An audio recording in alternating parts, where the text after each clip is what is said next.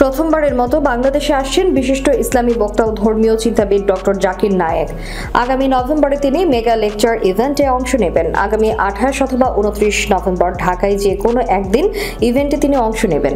আয়োজক সংস্থা spark event ম্যানেজমেন্টের প্রোপাইটার আলীরাজ বিষয়টি যুগান্তরকে নিশ্চিত করেছেন। তিনি বলেন, আগামী সোমবার এক কনফারেন্সের মাধ্যমে আয়োজনের বিস্তারিত সময়সূচি এবং স্থান ঘোষণা করা হবে।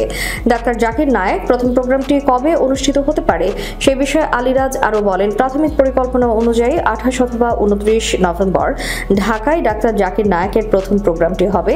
তবে কেবল ঢাকাতেই নয়, ঢাকার বাইরেও এই প্রোগ্রাম করার পরিকল্পনা রয়েছে আমাদের।